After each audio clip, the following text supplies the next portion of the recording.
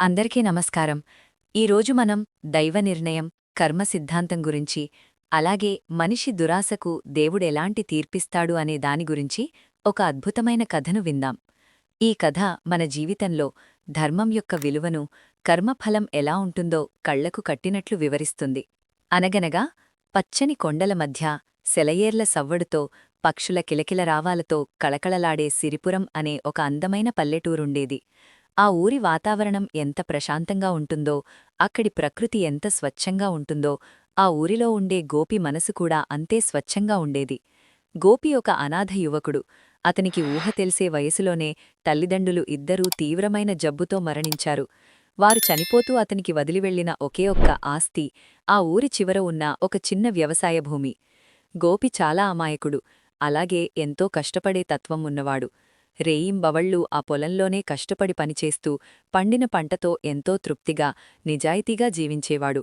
ఎవరికీ ఎలాంటి హాని తలపెట్టని స్వచ్ఛమైన దైవభక్తిగల మనసు గోపీది. ఆ పొలమే అతనికి ప్రాణం, ఆ పొలమే అతనికి ఆస్తి, బతుకుదెరువు, అన్నీ. పొలంలో పండే కొద్దిపాటి ధాన్యంతోనే అతను తన జీవితాన్ని చాలా సంతోషంగా గడిపేవాడు. అతనికి ఎవరిమీదా కోపంగాని, అసూయగాని ఉండేవి కావు. ఊరిలో ఎవరైనా కష్టాల్లో ఉంటే తన వంతు శారీరక సహాయం చేసేవాడు. కాని మంచి ఎక్కడైతే ఉంటుందో అక్కడ చెడు కూడా తన ఉనికిని చాటుకోవాలని చూస్తుంది కదా. అదే ఊరిలో గజేంద్ర అనే ఒక మోతుబరి జమీందారుండేవాడు. గజేంద్ర స్వభావం గోపికి పూర్తిగా విరుద్ధం. అతనికి డబ్బు, అధికారం, ఆస్తులంటే ఎంతో పిచ్చి. ఆ దురాశకు అంతులేదు. ఊరిలో ఎవరి పొలం బాగున్నా, ఎవరి ఇల్లు అందంగా ఉన్నా దాన్ని ఏదో ఒక మోసంతో, కుట్రలతో, లేదంటే తన కండబలంతో బలవంతంగా తన వశం చేసుకోవడం అతని నైజం. అతని అహంకారం, కండబలం, ధనబలం చూసి ఊరి జనాలు ఎప్పుడూ భయపడుతూ ఉండేవారు. గజేంద్ర ఇల్లు ఒక పెద్ద కోటలా ఉండేది. అతని దగ్గర ఎప్పుడూ 10 మంది పనివాళ్లూ, రౌడీలూ ఉండేవారు. ఊరిలో ఎవరైనా అతనికి ఎదురు చెబితే వారిని చిత్రహింసలు పెట్టి ఊరి నుండి వెళ్లగొట్టేవాడు. అతని కన్ను పడితే చాలు ఆ ఆస్తి అతని సొంతమైపోవాల్సిందే అని ఊరి జనాలు భయంతో వణికిపోయేవారు. ఒకరోజు గజేంద్ర తన గుర్రంమీద ఊరు పర్యవేక్షిస్తూ ఊరి చివర ఉన్న గోపి పొలం దగ్గరకు వచ్చాడు. ఆ పొలం చూసి గజేంద్ర ఆశ్చర్యపోయాడు.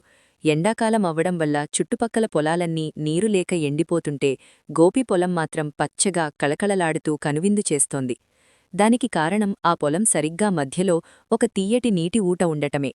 ఆ సహజ సిద్ధమైన నీటి ఊట వల్ల ఆ పొలానికి సంవత్సరం పొడవునా ఎప్పుడూ నీటి కొరత ఉండేది కాదు. ఆ పచ్చని పొలాన్ని, ఆ నీటి ఊటను చూడగానే గజేంద్ర మనసులో ఎప్పటిలాగే దురాశ పుట్టింది. ఎలాగైనా ఆ పొలాన్ని తన వశం చేసుకోవాలని నిర్ణయించుకున్నాడు. ఆ అమాయకపు అనాథ యువకుణ్ణి బెదిరించి పొలం లాక్కోవడం తనకు చాలా సులభమని గజేంద్ర తనలో తాను గర్వంగా అనుకున్నాడు. వెంటనే తన దగ్గర లెక్కలు రాసే ఒక కుటిలమైన గుమస్తాను పిలిపించి ఒక ఘోరమైన పన్నాగం పన్నాడు. గోపి తండ్రి చనిపోవడానికి ముందు తన కుటుంబ అవసరాల కోసం గజేంద్ర దగ్గర 10,000 రూపాయలు అప్పు తీసుకున్నాడని, ఇన్నాళ్లుగా ఆ అప్పుకు వడ్డీ చక్రవడ్డీ పెరిగిపోయి అది లక్షల రూపాయలవుతుందని ఒక నకిలీ దస్తావేజును అత్యంత చాకచక్యంగా సృష్టించాడు. ఆ దస్తావేజుమీద గోపి తండ్రి సంతకాన్ని కూడా గుమస్తచేత అత్యంత నైపుణ్యంగా ఫోర్జరీ చేయించాడు. మరుసటి రోజు ఉదయం గజేంద్ర తన మనుషులను వెంటేసుకుని ఊరి మధ్యలో ఉన్న రచ్చబండ దగ్గర పంచాయితీ పెట్టాడు. ఊరి పెద్దలందరినీ, గ్రామస్థులందరినీ అక్కడికి పిలిపించాడు. పాపం తన పొలంలో పనిచేసుకుంటున్న గోపిని కూడా తన మనుషులచేత బలవంతంగా, దౌర్జన్యంగా అక్కడికి లాక్కొచ్చాడు. అసలు తనను ఎందుకు రచ్చబండకు తీసుకొచ్చారో గోపికి ఏమాత్రం అర్థం కాలేదు. గజేంద్ర ఊరి జనాలందరి ముందు ఆ నకిలీ దస్తావేజును చూపిస్తూ గోపి తండ్రి తీసుకున్న అప్పు ఇంకా తీర్చలేదు కాబట్టి ఆ అప్పు కింద ఈవాల్టి నుండి ఆ పొలం నాకే చెందుతుంది, గోపి వెంటనే ఆ పొలం ఖాళీ చేసి ఊరు వెళ్ళిపోవాలని అత్యంత అహంకారంగా, కఠినంగా ప్రకటించాడు. ఆ మాటలు వినగానే అమాయకపు గోపి గుండె ఆగిపోయినంత పనయింది. కన్నీరు మున్నీరుగా విలపిస్తూ తన తండ్రి ఎప్పుడూ ఎవరి దగ్గరా ఒక రూపాయి కూడా అప్పు చెయ్యలేదని, తమది చాలా ఆత్మాభిమానమున్న కుటుంబమని, ఇది పచ్చి మోసమని దేవుడిమీద ప్రమాణం చేసి ఊరి జనాలందరికీ మొరపెట్టాడు. ఆ పొలం తప్ప తనకు బ్రతకడానికి వేరే దారీ లేదని, దయచేసి తనను అన్యాయంగా రోడ్డున పడేయద్దని 2 చేతులూ జోడించి గజేంద్ర కాళ్లమీద పడి ప్రాధేయపడ్డాడు. కాని గజేంద్ర రాతిగుండె ఏమాత్రం కరగలేదు. పైగా గోపిని కాలుతో తన్ని అవమానించాడు. గజేంద్ర సృష్టించిన ఆ పక్కా నకిలీ పత్రాల ముందు గోపి మాటలను ఎవరూ సమర్థించలేకపోయారు. గ్రామ పెద్దలకు లోలోపల గజేంద్ర మోసం చేస్తున్నాడని తెలుసు, కాని అతని ధనబలానికి రౌడీలకు భయపడి ఎవరూ అతనికి ఎదురు తిరిగి నోరు మెదపలేదు. చివరకు గత్యంతరం లేక మరుసటి రోజు ఉదయం ఆ పొలం కాగితాలపై సంతకం చేసి గజేంద్రకు ఆ భూమిని చట్టబద్ధంగా అప్పగించాలని అన్యాయమైన తీర్పునిచ్చారు. గోపి ఆ రాత్రి తన చిన్న పూరి గుడిసెకు చేరుకుని ఎంతగానో రోధించాడు. తనకు తల్లిదండ్రులు లేరని, ఆదరించే బంధువులు లేరని, తన కష్టం చెప్పుకోవడానికి ఎవరూ లేరని ఒంటరిగా కుమిలిపోయాడు.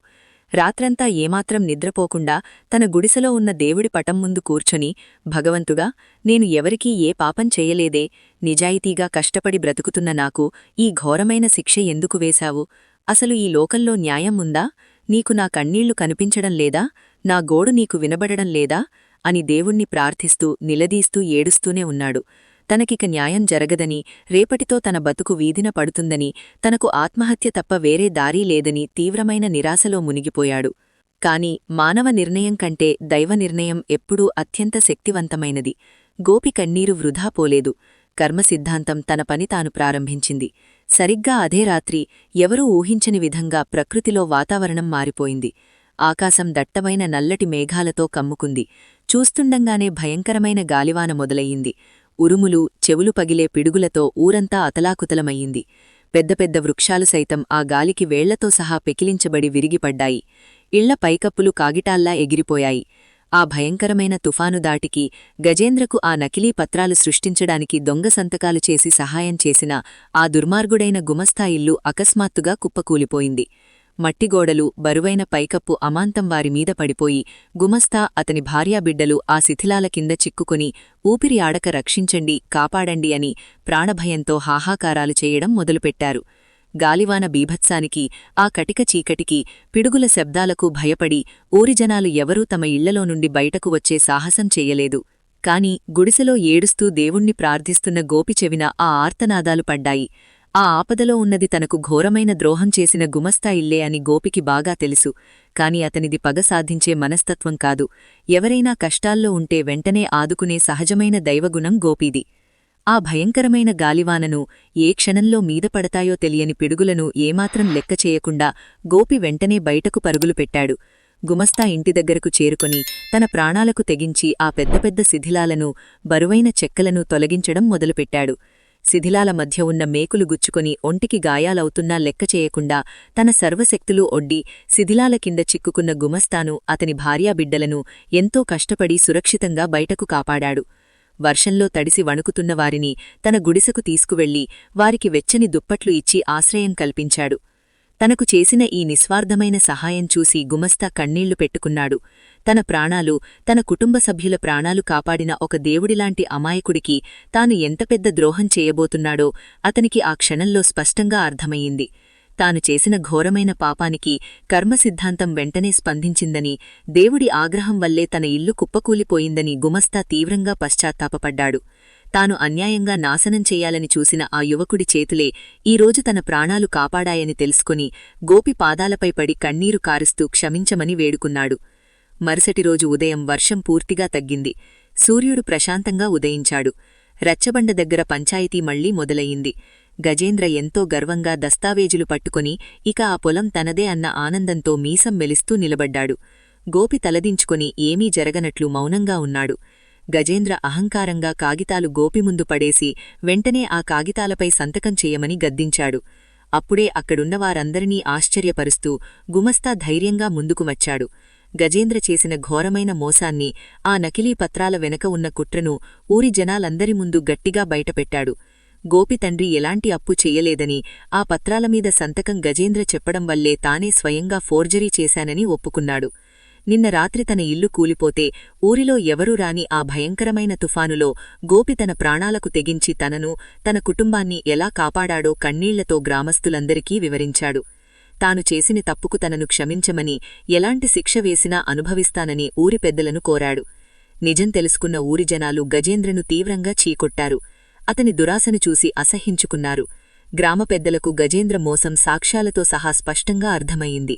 వెంటనే గజేంద్రకు భారీ జరిమానా విధించి ఆ డబ్బును అనాథ ఆశ్రమాలకు ఇవ్వాలని, ఇంకెప్పుడైనా గోపి పొలం జోలికి వస్తే ఊరి నుండి శాశ్వతంగా బహిష్కరిస్తామని కఠినంగా తీర్పినిచ్చారు. మొదటిసారిగా అవమాన భారంతో తలదించుకొని గజేంద్ర అక్కడి నుండి వెళ్ళిపోయాడు. గోపి తన పొలం తనకు దక్కినందుకు ఆనంద భాష్పాలతో ఆ దేవుడికి నిజం చెప్పి తనను కాపాడిన గుమస్తాకు 2 చేతులు జోడించి కృతజ్ఞతలు తెలుపుకున్నాడు.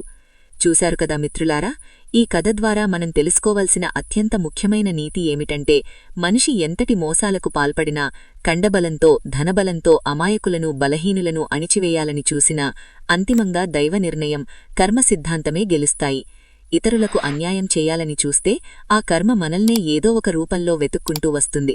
ఎదుటివారికి మనం ఏది ఇస్తామో కర్మదానికి పదింతలు చేసి మనకే తిరిగి ఇస్తుంది. మనం చేసే కుట్రలు, మోసాలు తాత్కాలిక విజయాలను ఇవ్వచ్చేమో కాని అంతిమ విజయం ఎప్పుడూ ధర్మానిదే. నిజాయితీగా ఎవరికీ ద్రోహం చెయ్యకుండా ధర్మంగా బ్రతికే గోపీలాంటి వారిని ఆ దేవుడు ఎప్పుడూ ఒంటరిని చెయ్యడు. వారికి ఏ కష్టం వచ్చినా సరైన సమయంలో ఎవరో ఒకరి రూపంలో సహాయం పంపి రక్షిస్తూనే ఉంటాడు. ఎవరికైతే మంచి మనసు ఉంటుందో దేవుడు ఎప్పుడూ వారికే తోడుగా ఉంటాడు.